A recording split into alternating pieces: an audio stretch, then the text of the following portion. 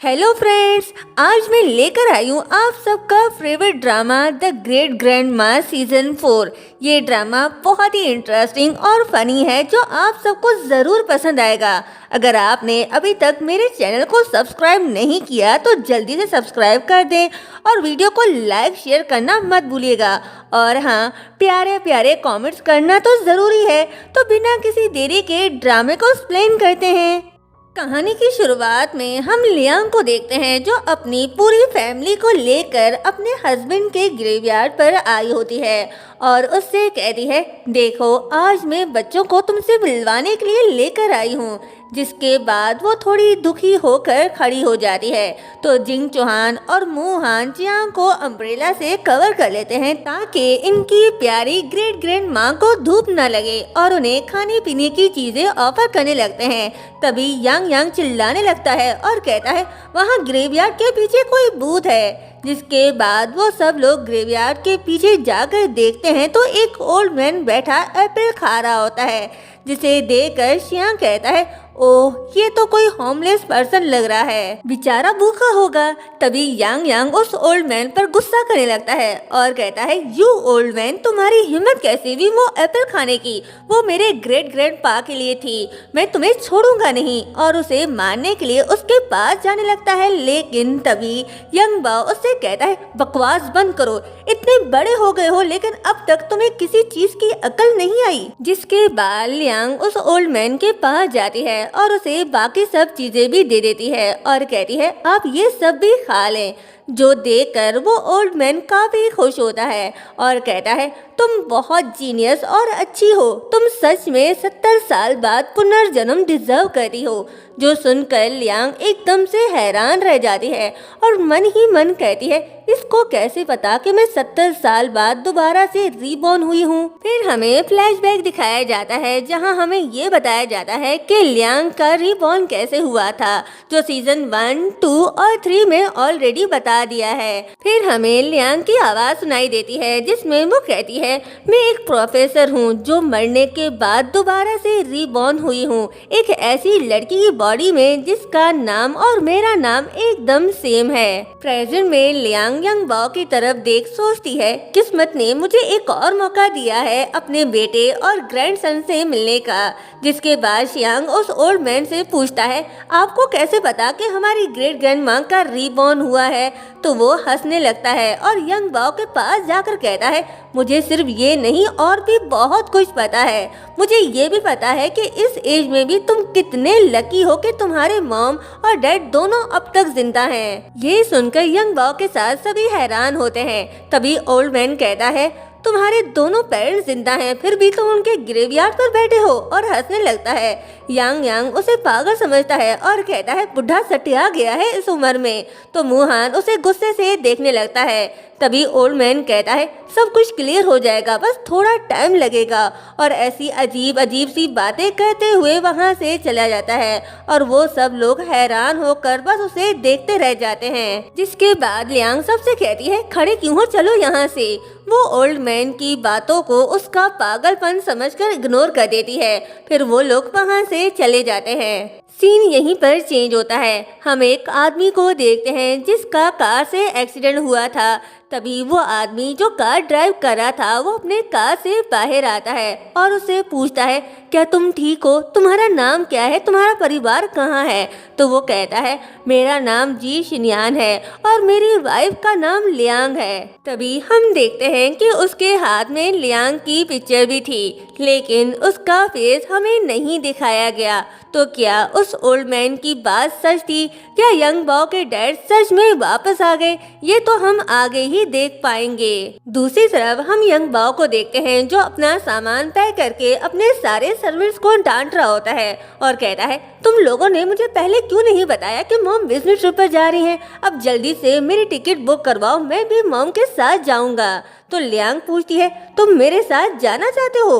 वो हाँ कहता है। जिस पर लियांग कहती है, ठीक है फिर चलो हम अपना एक प्राइवेट जेट खरीद लेते हैं, क्या कहते हो? तो यंग बाओ कहता है, हाँ ये एक अच्छा आइडिया है। जिसके बाद लियांग कहती है और एक विला भी जो बिल्कुल सिटी के सेंटर में हो और 100 सर्वेंट्स और नैनीज भी रखेंगे जो हर वक्त तुम्हारी सेवा करेंगे, तुम्हारे ऑर्डर्स मानेंगे। मैं तो कहती हूँ खुद का एक सर्कस भी खोल लेते हैं जो तुम्हें हमेशा एंटरटेन करता रहेगा। ये सब सुनकर यंग बाओ से ज्यादा उसके ग्रैंडसन कंफ्यूज हो रहे होते हैं और मन ही मन सोचते हैं कि ये आज ग्रैंड माँ को क्या हो गया है। लियांग की ऐसी बातें सुन यंग बाओ भी समझ जाता है कि वो ये सब गुस्से में कह रही है, तो वो एकदम से मासूम सी शक्ल बनाकर लियांग से कहता है, ओ मॉम, क्या मैं आपके साथ नहीं चल सकता प्लीज? तो लियांग गुस्से में कहती है, नहीं देखो, अब तुम छोटे बच्चे नहीं हो, मैं वहाँ काम से जा रही हूँ, घूमने फिरने नहीं, और वैसे भी तुम्हारी तबीयत ठीक नहीं है तो अभी तुम्हारा जाना ठीक नहीं है। जो सुनकर वो मुंह बना लेता है। यंग बाओ की ऐसी शक्ल देख यांग से तो अपनी हंसी कंट्रोल ही नहीं होती। वो शाओयी से कहता है, देखो तो ग्रैंडपा तो तुमसे भी छोटे बच्चों की तरह रिएक्ट कर रहे हैं, अपनी मॉम का पीछा छोड़ ही नहीं रहे। तो यंग बाओ से चुप रहने को कहता है और बोलता है, तुम जैसा बास्टर्ड मुझे सिखा रहा है जो खुद हमेशा अपने मॉम को तंग करता रहता था। शर्म तो तुम्हें आनी चाहिए। इस पूरे खानदान में सिर्फ तुम एक ही हो जो हर वक्त आवारागर्दी करते रहते हो। तुम्हारे भाई फिर भी तुमसे ठीक ही हैं और उसे खूब बातें सुनाने लगता है। जब बाकी सब देखते हैं कि अब यांग के बाद उनकी बारी है, तो वो सब अपनी अपनी जगह से उठकर किसी न किसी काम का बहाना बनाते हैं। जाओ यांग बोर्ड मीटिंग का बहाना बनाता है तो शियांग कहता है कि एक बड़े डायरेक्टर ने उसे मूवी में रोल दिया है तो मीटिंग के लिए जाना होगा। और मुहान कॉल पर कहता है, अमांडा मेरा इंतजार करो, मैं बस पहुंचता हूँ। ये सुन यांग को मौका मिल गया। कहता है, देखो मुहान विदेश लड़कियों के पीछे भागा फिर रहा है, वो कुछ नहीं कर रहा। तो मुहान उसके पास आकर बैठकर कहता है, ये वर्ल्ड साइंस कॉन्फ्रेंस के स्टाफ का फोन है, मुझे अवार्ड लेने के लिए बुला रहे हैं, मैं तुम्हारी तरह वेला नहीं हूँ। ये बोलकर वो चला गया। जब जिंग चौहान जाने लगता है तो यांग उसे रोक पूछता है, अब तुम कहाँ जा रहे हो? तो यंग बाओ जवाब देता है, तुम्हारा तीसरा भाई अपनी ग्रेट ग्रैंड माँ को अपना आइडल मानता है। 3 मंथ पहले एक टॉप साइंटिफिक जर्नल में अपना पेपर पब्लिश कर चुका है और अब उसे हाइजिंग इंस्टीट्यूट में एडमिशन मिल गया है। एक तुम ही हो जिसने जी फैमिली का नाम बदनाम कर रखा है। वो सब जानबूझकर ऐसा इसलिए कर रहे थे ताकि वो यांग को ये एहसास दिला सकें कि इस घर में सिर्फ वो एक ही है जिसके पास कोई काम धंधा नहीं। जिसके बाद वो लियांग और यंग बाओ से कहता है, आप लोग मुझे ऐसे क्यों देख रहे हो? अभी शाओयू भी मेरे साथ ही है, देखो वो भी मेरी तरह फ्री बैठी है। लेकिन तभी शाओयी उठकर पियानो बजाने लगती है और काफी अच्छा प्ले करती है, जिसे सुनकर यंग बाओ और लियांग बहुत ज्यादा खुश हो जाते हैं। लेकिन यांग तो अपना मुंह छुपा रहा होता है। तभी शाओयी उसके पास आकर कहती है, अंकल आप मुझे वेरी बोल रहे थे, आपको पता है कल मैंने अपना म्यूजिक टेस्ट दिया है और उसमें मैं फर्स्ट आई हूँ। तो यांग स्माइल करता है और कहता है, शाओयी तुम तो ग्रेट हो। जो देखकर यंग बाओ गुस्सा करने लगता है और उससे कहता है, देखो तुम तो शाओयी से भी कम्पीट करने के काबिल नहीं हो, वो भी कुछ ना कुछ करती रहती है, एक तुम ही नालायक हो, किसी काम के नहीं हो, एकदम निकम्मे। जो सुनकर वो बिल्कुल खामोश हो जाता है। नेक्स्ट सीन में हम यंग बाओ को देखते हैं जो गार्डन में बैठकर टी एंजॉय कर रहा होता है। तभी वहाँ यांग आता है और कहता है, आप ग्रेट ग्रैंड माँ को अब्रॉड अकेले भेज रहे हो? ग्रैंड माँ अभी यंग है, ब्यूटीफुल है, अगर किसी के चक्कर में फंस गई तो?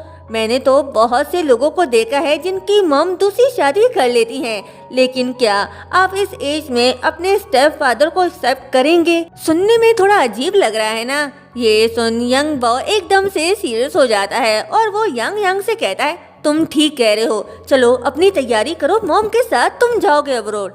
ये सुनकर वो मन ही मन तो बहुत ज्यादा खुश हो जाता है। ये यही तो चाहता था, लेकिन फिर ड्रामा करने लगता है। यंग बाओ से कहता है, ओ सॉरी, लेकिन मैं बहुत बिजी हूँ तो मैं नहीं जा पाऊंगा। जो सुनकर यंग बाओ समझ जाता है कि ये इतनी आसानी से नहीं जाने वाला, तो वो उससे कहता है, अच्छा बताओ क्या चाहते हो तुम? तो यांग मुस्कुरा कर कहता है, हाँ अब थोड़ी काम की बात की ना आपने, वैसे मुझे याद आया, आप मुझे कुछ बोल रहे थे। हाँ याद आया।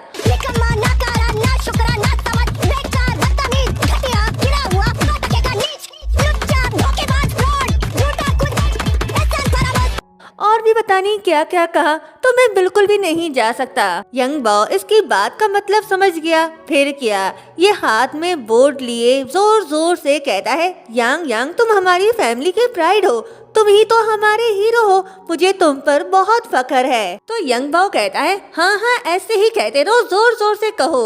और लियांग के साथ कार में बैठकर चला जाता है तो यंग बाओ उस बोर्ड को फेंक देता है और कहता है, बड़ा आया, इसे तुम्हें बाद में देख लूंगा, समझता क्या है खुद को।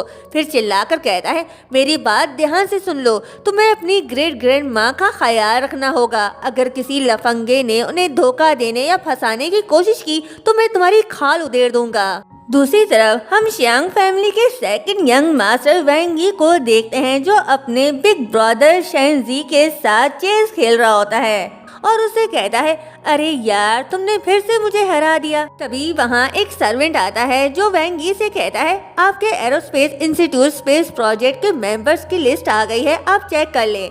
तो वो उस लिस्ट को देखने लगता है, जिसके बाद वो लियांग का नाम लेता है, जो सुनकर शेनजी एकदम से हैरान हो जाता है, लेकिन मन ही मन खुश भी होता है कि वो लियांग से मिलने वाला है। और यहाँ हमें उसका चेहरा दिखाया जाता है जो लियांग के हस्बैंड से थोड़ा मिलता जुलता है।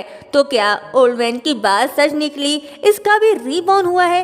अगर नहीं तो ये लियांग को कैसे जानता है, ये तो हम आगे ही देख पाएंगे। दूसरी तरफ हम लियांग और यान यांग को देखते हैं, जो बीजिंग साइंस एकेडमी पहुंच जाते हैं, जहां वैंग यी प्रोफेसर मिन से प्रोजेक्ट के बारे में बात कर रहा होता है। जब लियांग अंदर जा रही होती है तो उन दोनों को बचा समझकर प्रोफेसर मिन उन्हें रोक लेते हैं और कहते हैं, तुम दोनों को यहाँ आने की परमिशन किसने दी? वो गार्ड्स को बुलाकर उन्हें बाहर निकालने का बोलते हैं। लेकिन तभी वहाँ लियांग की टीचर प्रोफेसर यू आ जाती है और वो मिस्टर मिन से कहती है, शायद तुम्हें पहचाने में कोई मिसअंडरस्टैंडिंग हो गई, ये लियांग है इस प्रोजेक्ट की बॉस, इसकी वजह से तो हमारा लास्ट आई प्रोजेक्ट बच गया था, अगर ये ना होती तो बहुत प्रॉब्लम हो जाती, अगर तुमने इसे बाहर निकाला तो स्पेस प्रोजेक्ट आगे नहीं बढ़ पाएगा। मिस्टर मिन कहते हैं, प्रोफेसर यू मजाक छोड़िए, ये तो बच्ची है, इतने बड़े प्रोजेक्ट की हेड कैसे हो सकती है? तो मिस्टर यू उसे ऑफिशियल अपॉइंटमेंट लेटर देती है और कहती है, वैंग यी इसका असिस्टेंट होगा। ये सुन मिस्टर मिन कहते हैं, मेरा स्टूडेंट किसी और का असिस्टेंट क्यों? वैंग यी मैथ जीनियस है, नेशनल रिसर्च का हिस्सा रहा है और सबसे यंग पीएचडी होल्डर। जरा मैं इसे गूगल तो करूं। वो लियांग के बारे में चेक करने के बाद कहता है, एक फ्रेशर जिसने किसी टैलेंट शो में पार्ट लिया था, इसका तो रिसर्च से दूर दूर तक लेना देना नहीं, पक्का ये किसी सिफारिश से यहाँ आई है। तभी यान यांग की ओवर एक्टिंग शुरू हो जाती है, वो सबके सामने लियांग को चिल्ला चिल्ला कर इंट्रोड्यूस करवाने लगता है और उसके तारीफों के पोल भी बांध रहा होता है, जो सुनकर लियांग बहुत ज्यादा शर्मिंदा हो रही होती है और उसे चुप करवाने की भी कोशिश करी है। लेकिन यांग यांग जो एक बार शुरू हो जाए चुप होने का नाम ही नहीं लेता। तो लियांग कह रही है, आज तुम मेरे हाथों से मरोगे। मिस यू भी प्रोफेसर मिन को डिटेल में लियांग के सारे प्रोजेक्ट के बारे में बताती है, जो सुनकर मिस्टर लिन लियांग से माफी मांगते हैं और कहते हैं, मैंने तुम्हें पहचानने में गलती की। तो लियांग कह रही है, कोई बात नहीं। तभी वैंग यी लियांग को देखकर बहुत ज्यादा खुश हो जाता है और कहता है, मैं बहुत खुश हूँ कि मुझे आपके साथ काम करने का मौका मिला। आपको पता है, आपसे मिलने के लिए मैं बहुत एक्साइटेड था, इस प्रोजेक्ट में आपसे बहुत कुछ सीखने को मिलेगा। तो मिस्टर मिन कहते हैं, जी नहीं, तुम नहीं बल्कि मैं इस प्रोजेक्ट में मिस लियांग को असिस्ट करूंगा। और लियांग से कहते हैं, मुझे उम्मीद है आप मुझे चूज करेंगी क्योंकि मैं वैंग यी से ज्यादा एक्सपीरियंस हूँ। प्लीज आप मुझे एक बार अपने साथ काम करने का मौका दें। आई प्रॉमिस मैं आपको निराश नहीं करूंगा। टीचर और स्टूडेंट के बीच लड़ाई शुरू हो गई। वैंग यी कहता है, ये ठीक नहीं है, प्रोजेक्ट मेरा है, आप मुझे छीन नहीं सकते। तभी मिस यू प्रोफेसर मिन से कहती है, शर्म करो, अपनी एक्साइटमेंट के चक्कर में तुम बच्चे से प्रोजेक्ट नहीं ले सकते। अपनी उम्र देखो और अपना काम देखो। तुम एक बच्चे से उसकी मेहनत छीनना चाहते हो और उसे अपने साथ ले जाती है। वैंग यी बहुत एक्साइटेड होकर लियांग से कहता है, मैं बहुत खुश हूँ कि मुझे आपके अंडर वर्क एक्सपीरियंस मिलने वाला है। आप प्लीज मुझे अपना स्टूडेंट बना लो और उसे टीचर लियांग कहकर बुलाता है तो लियांग कहती है मुझे टीचर मत कहो, तुम और मैं ऑलमोस्ट सेम एज के हैं तो मुझे मेरे नाम से बुला सकते हो, और वहाँ से चली जाती है। उसे देख फेंगी मन ही मन सोचता है मुझे ऐसा क्यों लग रहा है कि मैंने इस लड़की को कहीं देखा है, शायद बिग ब्रदर के पास, क्योंकि शिंगयांग हर टाइम लियांग की पिक्चर लेकर घूमता था। जिसके बाद हम शिंगयांग को देखते हैं जो अब भी लियांग की पिक्चर को देख रहा होता है। दूसरी तरफ हम लियांग को देखते हैं जो यांग यांग के साथ कहीं जा रही होती है, लेकिन तभी उसे रियलाइज होता है कि कोई उसे फॉलो कर रहा है, तो वो यांग यांग से कहती है मुझे पता चल गया है, उन सबको वापस भेजो। यांग यांग कहता है क्या मतलब, और ऐसे प्रिटेंड करता है जैसे उसे कुछ पता ही ना हो। तो लियांग कहती है ये फूड वंडर और वो स्वीपर तुम्हारे ही आदमी है ना, जो सुनकर यांग यांग एकदम हैरान रह जाता है और कहता है वाओ आपकी ऑब्जर्वेशन कितनी अच्छी है, आपकी जगह मैं होता तो कभी भी ये पता नहीं लगा पाता। फिर वो उन दोनों को बुलाता है और कहता है अब से ग्रैंडमा पर नजर रखने की कोई जरूरत नहीं, और लियांग से कहता है चलिए। तो लियांग कहती है मुझे उल्लू बनाने की कोशिश मत करो, उस आदमी को भी निकालो जो प्लांट्स के अंदर छुपकर मुझ पर नजर रख रहा है। तो यांग यांग कहता है वाओ आप तो जीनियस हैं, और उस आदमी को भी भेज देता है। तो लियांग उसे कहती है अगर तुमने ऐसी हरकत दोबारा की तो मैं तुम्हारी पॉकेट मनी बंद कर दूंगी और साथ ही आजादी भी। तो वो डर जाता है और कहता है इसमें मेरा कोई कसूर नहीं, ये सब ग्रैंडपा का ऑर्डर था आपकी सेफ्टी के लिए, इसमें मेरा कोई हाथ नहीं, आप चाहें तो उनसे पूछ सकती हैं, मैं तो सिर्फ उनके ऑर्डर्स फॉलो कर रहा था। जिसके बाद वो अपना फोन निकालता है और ऑक्शन की पिक्चर दिखाता है और कहता है मुझे ग्रैंडपा ने कहा है कि आपको यहाँ जरूर ले जाऊं, लेकिन मुझे नहीं लगता कि आप यहाँ जाना चाहोगी, मुझे तो लगता है कि ग्रैंडपा आपको समझते ही नहीं। तो लियांग वो पिक्चर देखकर सोच में पड़ जाती है और उससे कहती है यंग बाओ मुझे अच्छे से समझता है, मैं यहाँ जरूर जाऊंगी। जिसके बाद हमें ऑक्शन का सीन दिखाया जाता है जहाँ पर यान यांग लियांग से कहता है आपको तो ऐसी जगह पर आना कभी पसंद नहीं था, तो आप यहाँ क्यों आई, क्या कुछ स्पेशल है यहाँ पर। लेकिन लियांग उसे कोई जवाब नहीं देती। जिसके बाद वो जाओ यांग को कॉल करके कहता है कि मुझे 5 मिलियन ट्रांसफर करो। पहले तो वो उसे खूब बातें सुनाता है, लेकिन जब वो कहता है कि ग्रैंडमा के लिए चाहिए तो वो उसके अकाउंट में पैसे भेज देता है। तो यान यांग हीरो बनते हुए लियांग से कहता है अब हमारे पास 4.5 मिलियन है, आपको जो भी लेना है ले सकती हो, शर्माने की बिल्कुल भी जरूरत नहीं। लेकिन वो उसकी बात पर बिल्कुल भी ध्यान नहीं देती और अपनी दुनिया में खोई होती है। तभी स्क्रीन पर 70 इयर्स पुरानी एक पिक्चर दिखाई जाती है जिसमें लियांग और शिनयान थे। आज उनके एसेट्स को ऑक्शन में रखा गया। वो पिक्चर देखकर यान यांग समझ जाता है कि लियांग यहाँ पर क्यों आई। वहीं लियांग उस पिक्चर को देखकर पास्ट के टाइम को याद करने लगती है और तभी हमें पास्ट का एक सीन दिखाया जाता है जिसमें वो सब एक ग्रुप पिक्चर बनवा रहे होते हैं और बहुत खुश थे।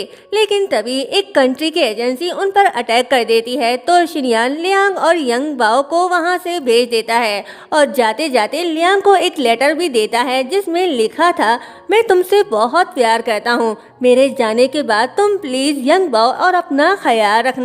जब तुम ये लेटर पढ़ोगी तो शायद मैं तुमसे बहुत दूर जा चुका होऊंगा, मुझे माफ कर देना, लेकिन मेरे लिए मेरे देश के प्रति अपना फर्ज है जो मुझे पूरा करना ही होगा। और तभी लियांग और बाकी सबको ब्लास्ट की आवाज सुनाई देती है जिससे पता चलता है कि शिनयान सबको छोड़कर चला गया।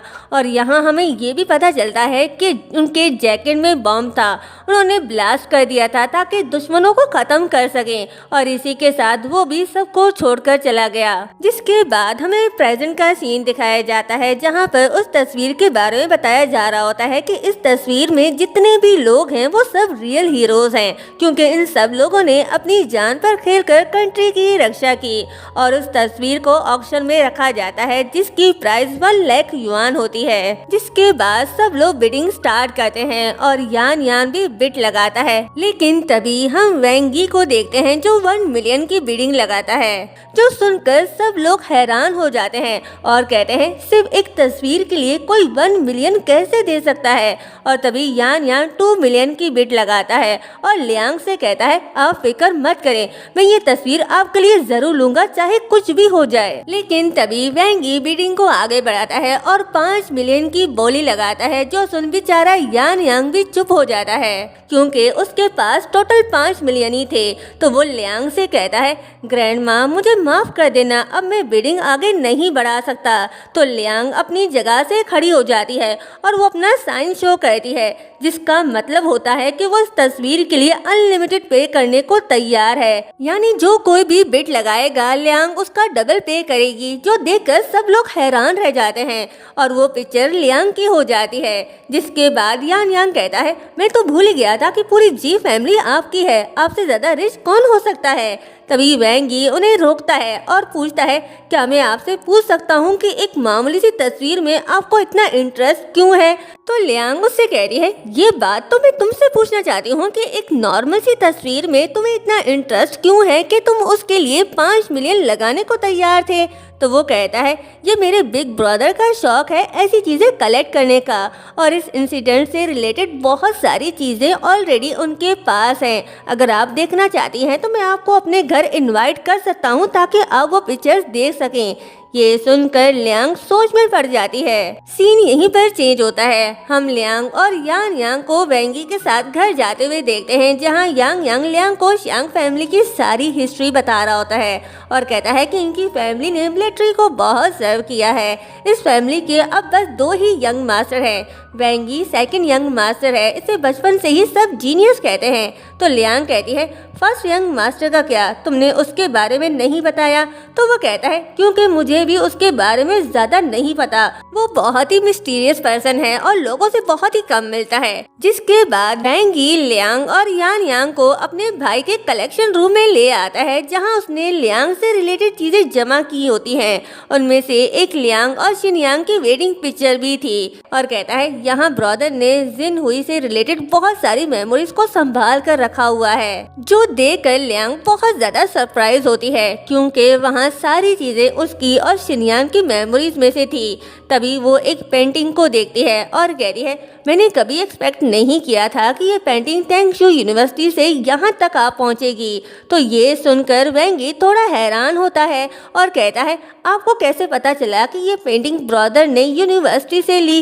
वैसे इस पेंटिंग में जो लड़की है वो सेम आपके जैसी लग रही है, ऐसा लग रहा है कि ये आपकी ही तस्वीर है। तो यान यांग फौरन कहता है ये सिर्फ एक कोइंसिडेंट है, तुम खुद सोचो कोई 70 साल बाद इतना परफेक्ट कैसे हो सकता है। अगर ये वही सेम पर्सन होती तो अब तक बहुत ज्यादा ओल्ड हो गई होती। और हंसने लग जाता है तो लियांग उसे गुस्से से देखने लग जाती है, तो वो चुप हो जाता है। जिसके बाद लियांग वैंग यी से कहती है आप लोगों का इस फैमिली से कोई रिलेशन है क्या, I mean, आप लोगों ने इतना कुछ कलेक्ट कर रखा है, बस ऐसे ही पूछ रही हूँ। तो वो कहता है नहीं हमारा कोई रिलेशन नहीं, लेकिन पता नहीं क्यों मेरा भाई ये कलेक्शन जमा करने का इतना शौक रखता है, मुझे कुछ नहीं पता। तभी वहाँ शेंजी आता है। यान यांग लियांग को बताता है ये है शियांग फैमिली का फर्स्ट यंग मास्टर शेंजी। दोनों एक दूसरे को देखने लगे।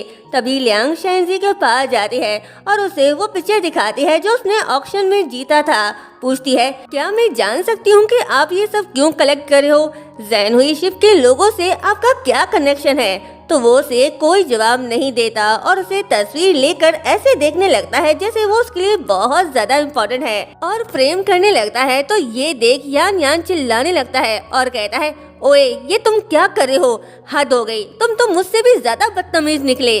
सुन भी रहे हो जो मैं कह रहा हूँ, ये फोटो हमने ऑक्शन में पैसे देकर खरीदा है और तुम हो के अपने पास फ्रेम करके रख रहे हो। लेकिन वो उसकी एक नहीं सुनता। तभी वैंग यी उन्हें बताता है कि शेंजी एक नॉर्मल पर्सन नहीं है, बचपन से ही उसे ऑटिज्म है, इसी वजह से आपको उसका बिहेवियर थोड़ा अजीब लग रहा होगा। लियांग को इसके लिए बुरा लग रहा होता है।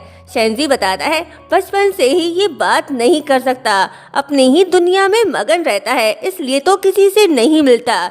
लेकिन कुछ महीने पहले भाई का कार एक्सीडेंट हुआ था और तब हमें ड्राइवर ने बताया कि भाई ने पूरा एक सेंटेंस बोला था, लेकिन जब ये होश में आया तो उसे कुछ भी याद नहीं था, जिसके बाद ये फिर से म्यूट हो गया। लेकिन यांग यांग को उस पर बिल्कुल भी तरस नहीं आता। वो चिल्लाकर कहता है, ये तस्वीर हमने पैसों से ली है, तुम इसे फ्रेम करके कैसे रख सकती हो?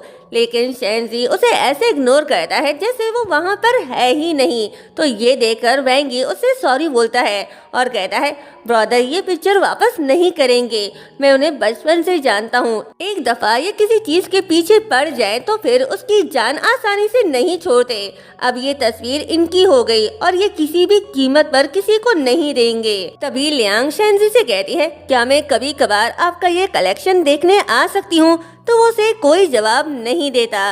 तो वैंगी कहता है, भाई बोल नहीं सकते और मुझे लगता है कि ये हमारी बात भी नहीं समझ सकते। लेकिन तभी शेंजी लियांग के पास आता है और उसे अपने गले में पहनी हुई की उतार कर उसे देता है, जो देखकर वैंगी तो बहुत ज्यादा हैरान हो जाता है और कहता है, ये कैसे हो गया? इसने आपको अपने स्टोरेज रूम की की दे दी। आपको पता है आज से पहले इसने कभी किसी को भी उस रूम में आने की परमिशन नहीं दी।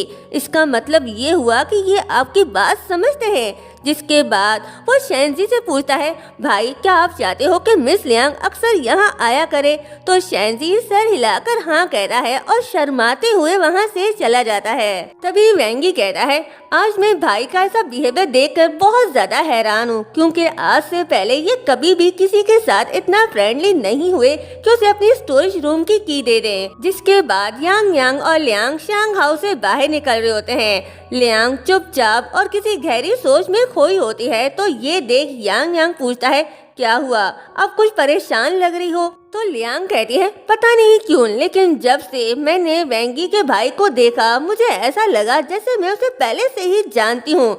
तो यांग यांग कहता है, हाँ वो तो बोल भी नहीं सकता, अगर वो बोल पाता तो आप उसे सीधा पूछ लेती। नेक्स्ट सीन में हम वैंगी और शेंजी को देखते हैं जो नदी किनारे फिशिंग करने जा रहे होते हैं। शेंजी के हाथ में अब भी वो तस्वीर होती है। तभी वैंगी उसे कहता है, कितने दिनों बाद हम फिशिंग के लिए आए हैं, वैसे आपसे बेहतर कोई भी फिशिंग नहीं कर सकता, ये बात तो माननी पड़ेगी। तभी उनको वही वो ओल्ड मैन नजर आता है जो लियांग को ग्रेवयार्ड में मिला था। वो वैंगी से कहता है, एक बहुत ही अच्छी अपॉर्चुनिटी आ रही है, तुम लोग बस उसका इंतजार करना। वैंगी उसे पागल समझकर उसकी बातों को इग्नोर करता है और कहता है, सॉरी हम इन फजूल बातों पर यकीन नहीं करते, और वहाँ से जाने लगता है। लेकिन तभी वो ओल्ड मैन उससे कहता है, अच्छा तो 5 मंथ पहले जब तुम्हारे भाई का एक्सीडेंट हुआ था तब क्या हुआ था? वो लड़का जो आज तक कभी नहीं बोला, उस दिन अचानक उसने एक पूरा सेंटेंस बोल दिया, सही कहा ना? ये सुन वैंगी एकदम से हैरान हो जाता है और पूछता है, आपको कैसे पता ये सब? तो वो स्माइल करता है और कहता है, मुझे सब कुछ पता है। ये लड़का एक नॉर्मल पर्सन है, लेकिन इसकी आत्मा कहीं गुम हो गई है।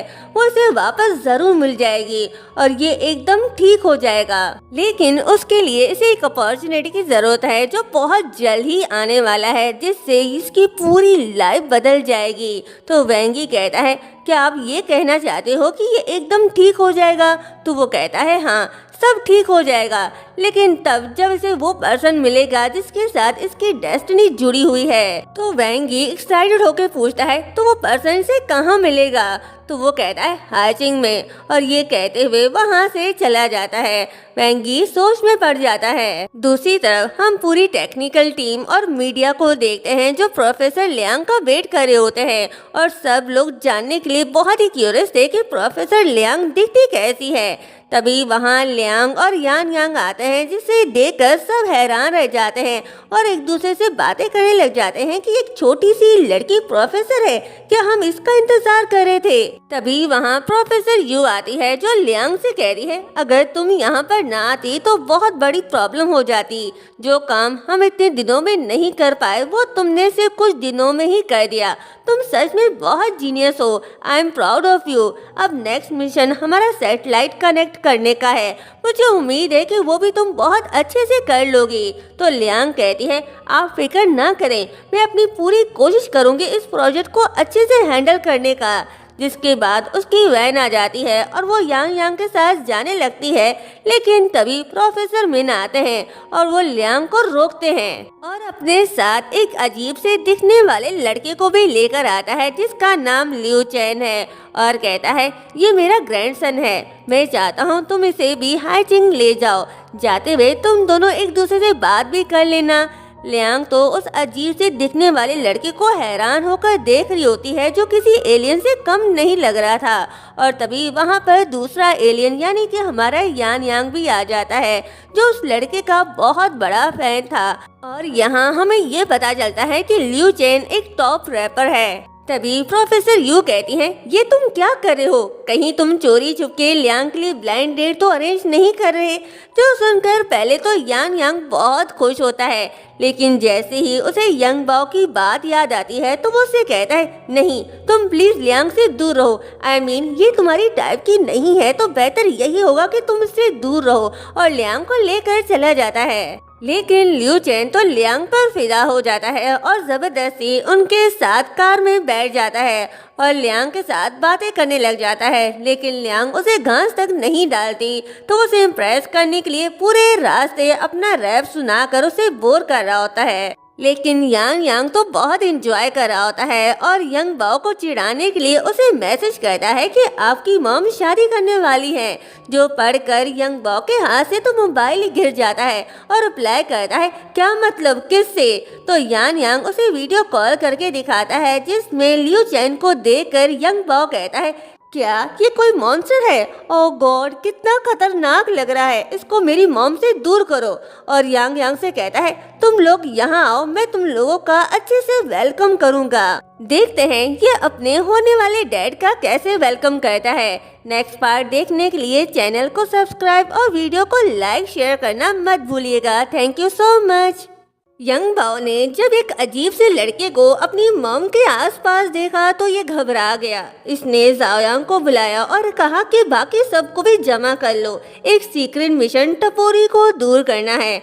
मॉम के आसपास जितने भी मेंढक मंडरा रहे हैं उन्हें साफ करना है। अब चलो बाहर, मॉम आ रही हैं, उनके साथ एक मॉन्स्टर भी आ रहा है जिसे हम लोगों को डील करना है। ग्रैंडपा का ऑर्डर सुन जाओयांग, शियान और मुहान सभी लियांग के इंतजार में बाहर खड़े हो जाते हैं। जैसे ही वो आते हैं तो उन सबको देखकर लियांग थोड़ी सरप्राइज होती है और पूछती है, तुम लोग बाहर क्या कर रहे हो।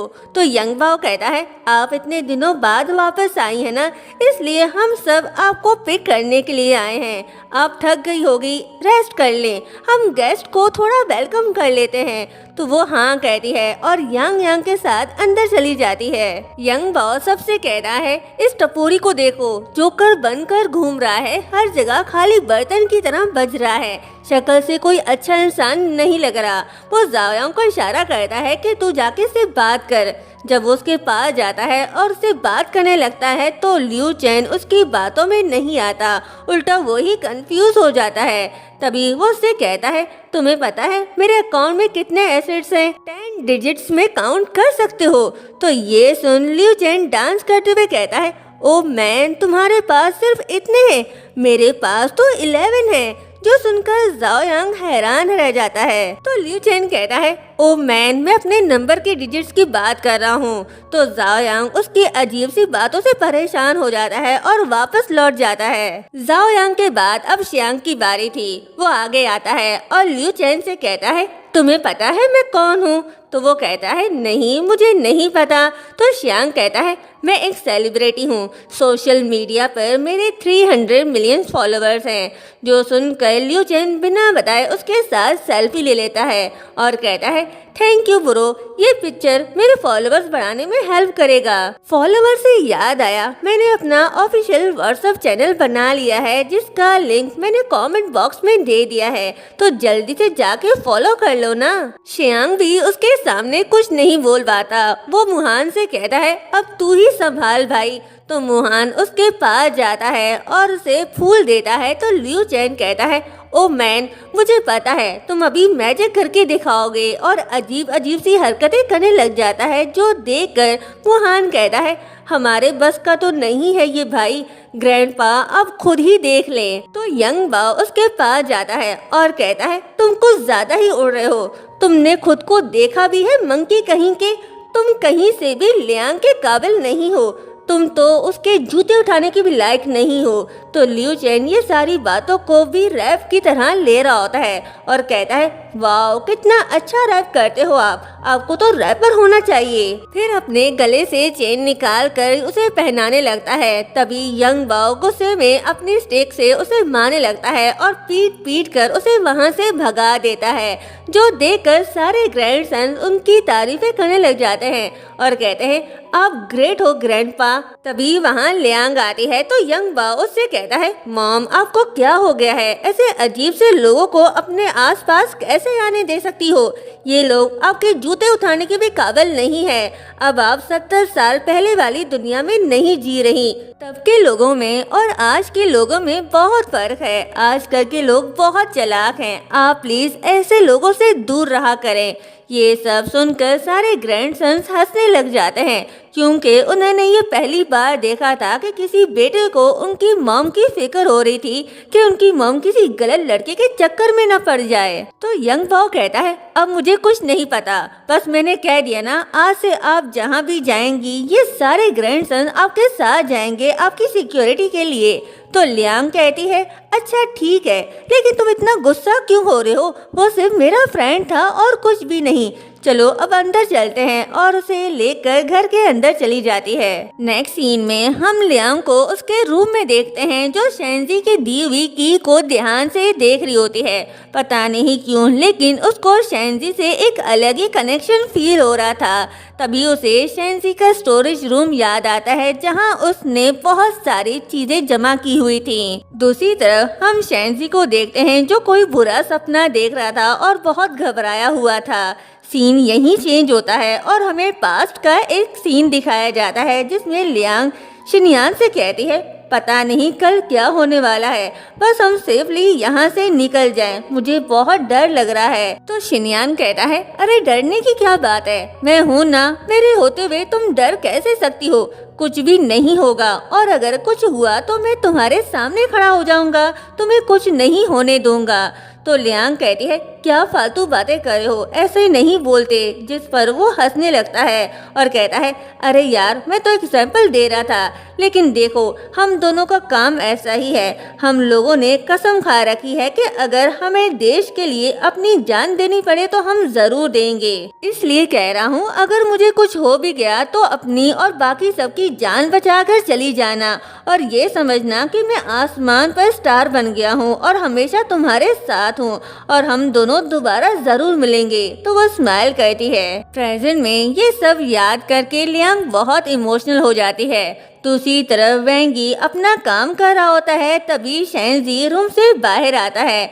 उसे देखकर वेंगी थोड़ा डर जाता है और टाइम देखकर उससे कहता है भाई अपनी रात को क्यों जाग गए। शेंजी बार बार लियांग का नाम पुकारा था। वेंगी को लगा कि शायद उसने कुछ कहा, तो वो हैरान होकर उसके पास आता है और पूछता है आपने कुछ बोला। तभी वो लियांग का नाम लेता है, जो सुनकर वेंगी बहुत खुश होता है, क्योंकि बचपन से आज तक वो हमेशा चुप ही रहा है, ये पहली बार है जो उसने कुछ बोला। वेंगी उससे कहता है बोलो भाई क्या कहना चाहते हो। तो वो की के बारे में पूछता है, जिस पर वेंगी कहता है लेकिन वो लोग तो हैचिंग गए हैं। फिर कहता है मुझे लगता है लियांग ही वो गोल्डन अपॉर्चुनिटी है जिसके बारे में वो मास्टर बात कर रहे थे। शेंजी अब ठीक से बोल नहीं पा रहा था और बार बार की के बारे में पूछ रहा था, और उसे लियांग के ख्याल भी आ रहे थे, जिससे उसके सर में दर्द होने लगता है। तो वेंगी कहता है भाई अब क्या कहना चाहते हो, चाबी, क्या आपको वो चाबी चाहिए जो आपने लियांग को दिया था।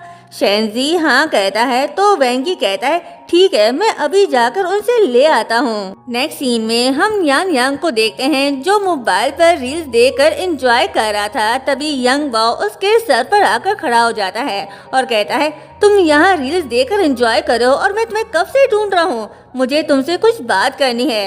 वो कहता है हाँ बोलो क्या बात करनी है। जिस पर यंग बाओ कहता है जब से मॉम बीजिंग से वापस आई हैं बहुत अपसेट लग रही हैं, क्या वहाँ पर कुछ हुआ था। ये सुनकर यांग यांग लियांग सोचने लग जाता है, फिर कहता है नहीं, वहाँ तो ऐसा कुछ नहीं हुआ। इस पागल को शेंजी वाली बात ही याद नहीं रहती।